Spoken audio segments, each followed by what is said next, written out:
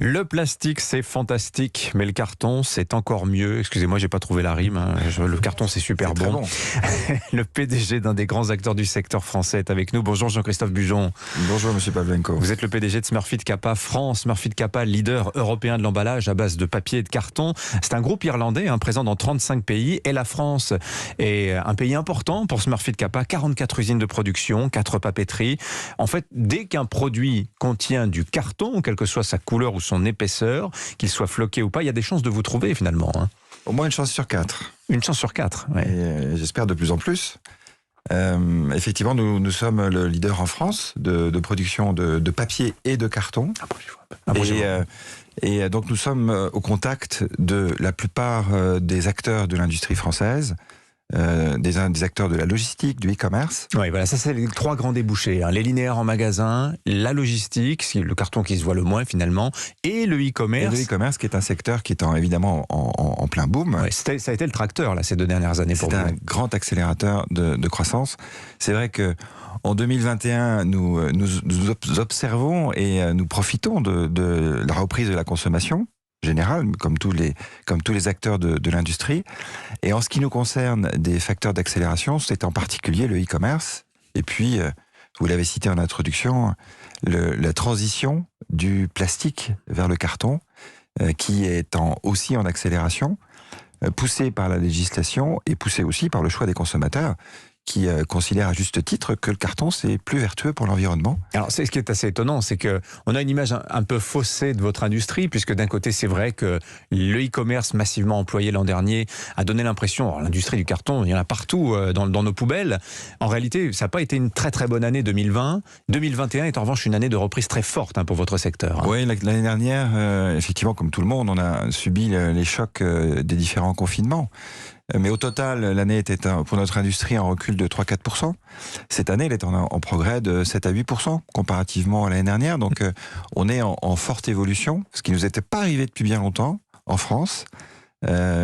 Victime que nous sommes si je puis le dire, de la désindustrialisation de notre pays depuis une vingtaine d'années. Le carton, c'est un bon indicateur de la santé d'une industrie. Alors on va en parler de ça, mais ce dont on vous parle en ce moment, c'est votre actualité, c'est le prix des matières premières, Jean-Christophe Bujon. Quand on fait du carton, justement, lesquelles matières premières utilise-t-on le plus ?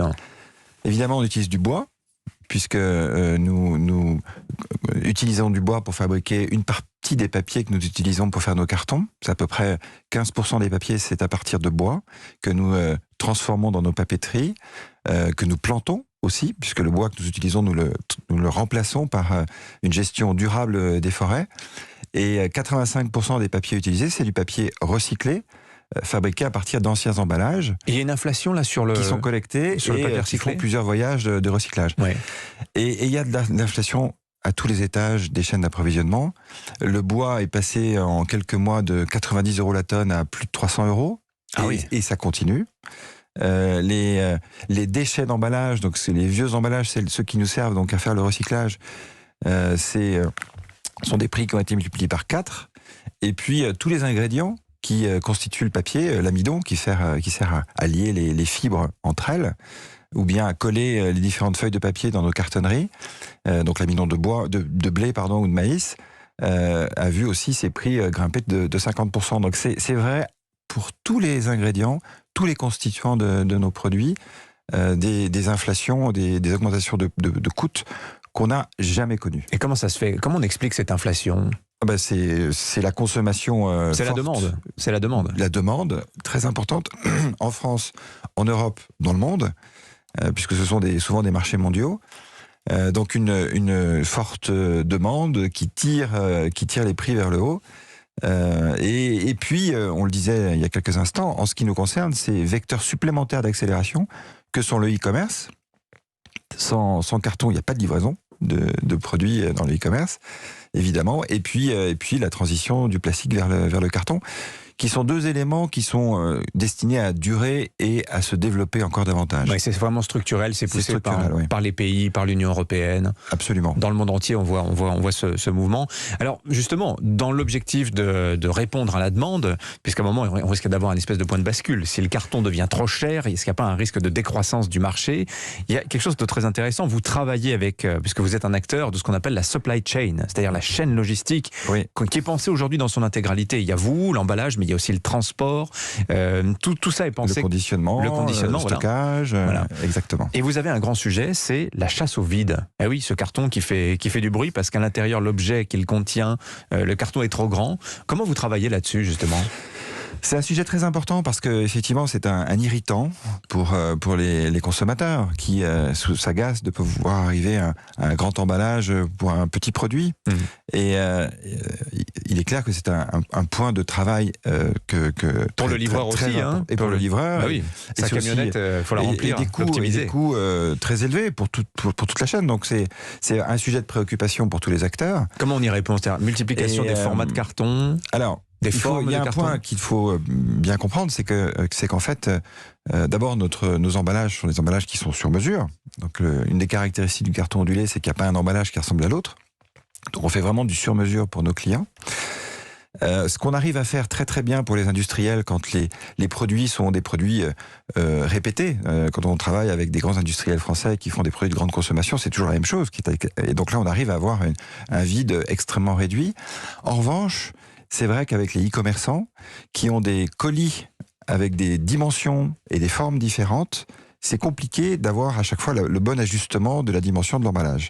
Et donc ce qu'on fait avec nos clients, on a des systèmes de calcul, des systèmes experts pour déterminer quel sera le meilleur éventail de cartons qu'ils doivent avoir sur leurs étagères pour pouvoir répondre au mieux aux différentes dimensions de colis qu'ils peuvent être amenés à expédier pour leurs clients. Ouais. Alors vous avez parlé tout à l'heure de l'empreinte industrielle de l'industrie du carton en France. Très intéressant, on voit que sur ces 20 dernières années, la part de la France dans l'industrie européenne du carton est passée de 11 à 8%, quand celle de l'Allemagne est passée de 20 à 25%. Est-ce qu'on voit là la traduction concrète du déficit de compétitivité française, comme on l'observe dans le reste de l'industrie? Absolument. Oui. La consommation de carton ondulé est identique à ce qu'elle était en l'an 2000 en France, alors qu'elle a grimpé de 30, 40, 50% en Grande-Bretagne, en Allemagne, en Italie, en Espagne. Donc on peut dire que la norme, c'est cette croissance de ces autres pays et que la situation anormale, c'est la situation de la France. Et c'est effectivement la traduction claire et nette de la disparition ou la délocalisation d'une grande partie des industries françaises. Quel est le problème? C'est fiscal, c'est le coût du travail, c'est léger, c'est un ensemble de choses. C'est un ensemble de choses, mais il me semble que le coût du travail est un élément très important. Merci Jean-Christophe Bujon, le PDG de Smurfit Kappa France, était l'invité éco d'Europe Matin. Merci à vous, bonne journée. Merci beaucoup.